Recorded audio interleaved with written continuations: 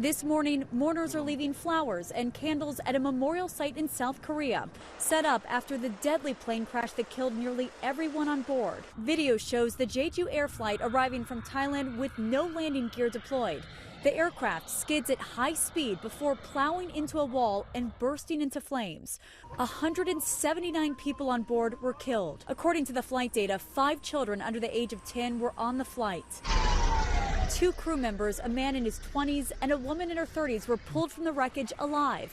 Both are being treated for injuries and their conditions are considered non-life-threatening. It comes as the cause of the crash is under investigation. South Korean officials say air traffic control warned the pilots of a possible bird strike. Moments later, the pilots issued a mayday call. It was on its belly and on its engine skidding down the runway for thousands of feet, and it was still going at least 100 miles an hour when it goes past the camera, which is at the end of the runway.